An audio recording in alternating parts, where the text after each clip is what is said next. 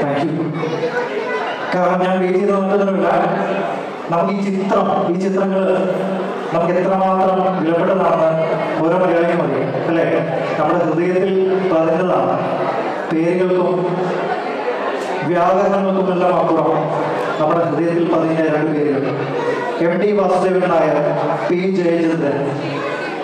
നമ്മെ വേർപിരിഞ്ഞ ഈ അതുല്യ പ്രതിഭകളെ അനുസ്മരിക്കാതെ മലയാളികളായ നമുക്ക് എങ്ങനെ ഇവിടെ സമ്മേളിക്കാനാകും? MT ദ്വയാക്ഷരങ്ങളാൽ മലയാളിയുടെ മനസ്സകം കീഴടക്കിയ അക്ഷരപുണ്യം.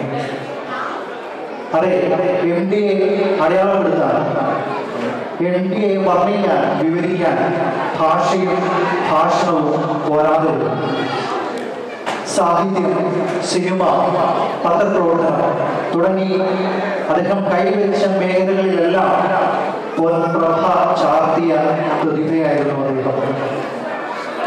സാഹിത്യ അക്കാദമി പുരസ്കാരം നേടിയ 4 കെട്ട്, മഞ്ഞ്, വിലാപയാത്ര, രണ്ടാം ഊഴം, വാരണാസി തുടങ്ങി എത്രയെത്ര നോവലുകൾ. കഥാപാത്രങ്ങൾ പ്രേക്ഷക മനസ്സുകളിൽ അവരവർ നേടിയെടുത്ത എത്രയെത്ര സിനിമകൾ അദ്ദേഹത്തിന്റെ പേരിലുണ്ട്. സദയം എന്ന സിനിമയിൽ മോഹൻലാൽ അനശ്വരമാക്കിയ സത്യനാഥനെ ആർക്ക് പറയാനാകും? പഞ്ചാബി എന്ന ചിത്രത്തിൽ ഗീത അഭിനയിച്ച ഇന്ദിരയോളം ശക്തയായ ഒരു സ്ത്രീ കഥാപാത്രം പിന്നീട് സിനിമയിൽ വന്നിട്ടുണ്ടോ എന്ന് എനിക്ക് സംശയമാണ്.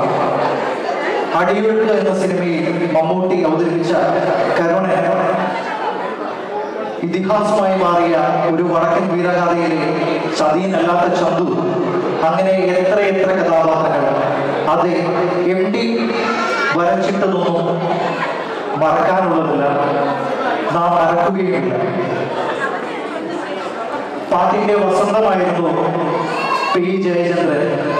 മലയാളിയുടെ പ്രണയത്തിനും വിരഹത്തിനും നേരിനും നോവിനുമെല്ലാം കൂട്ടായി അദ്ദേഹത്തിന്റെ സ്വരമാധുര്യമുണ്ടായിരുന്നു, ഭാവപ്രപഞ്ചമുണ്ടായിരുന്നു.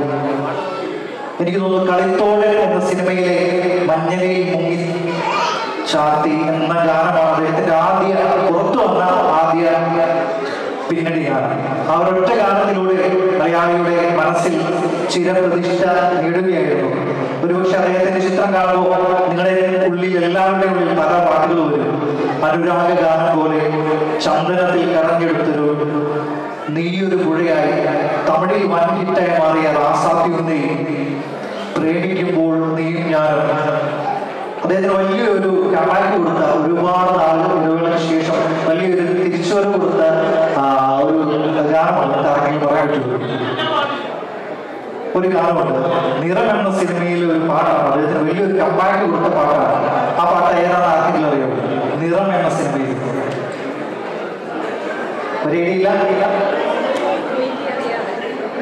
അത് പ്രായം നമ്മിൽ മോഹം നൽകി. ആ പാട്ടാണ് അദ്ദേഹത്തിന് വലിയൊരു തിരിച്ചുവരവ് കൊടുത്ത ഗാനമാണ്. അതിനുശേഷം പിന്നീട് അദ്ദേഹത്തിന് തിരിഞ്ഞു നോക്കിയിട്ട് വന്നിട്ടില്ല. ഇങ്ങനെ എത്ര മനോഹര ഗാനങ്ങൾ ഉണ്ട്. ശ്രുതി ഇതൊക്കെ ഉണ്ടെങ്കിലും എന്റെ പേഴ്സണൽ ഫേവറേറ്റ് ഈ ഒരു ഗാനമാണ്. 4 വരി ഞാൻ പാടാം. നിങ്ങളുടെ എല്ലാവരുടെ ഓർമ്മയിലുള്ള ഒരു പാട്ടാണ്. നമ്മുടെ എല്ലാം പഴയ ഒരു ബ്ലാക്ക് ആൻഡ് വൈറ്റ് കാലഘട്ടമുണ്ട്. ദൂരദർശനിൽ വൈകുന്നേരങ്ങളിൽ ഒരു ലളിതഗാനം വരുമായിരുന്നു. അതാണ് എന്റെ അദ്ദേഹം പാടിയ ഏറ്റവും ഫേവറേറ്റ് ഗാനം.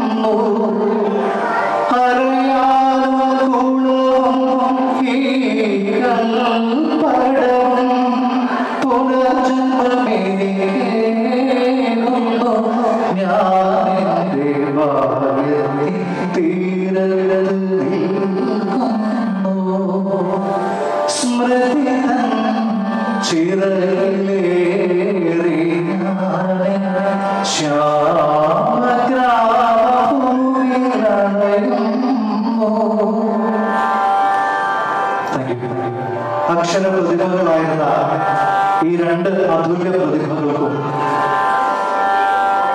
ഓർമ്മപ്പൂക്കൾ അർപ്പിച്ചുകൊണ്ട് നമുക്ക് ഏവർക്കും ഒരു നിമിഷം മൗനമായി എഴുന്നേറ്റ് നിൽക്കാം.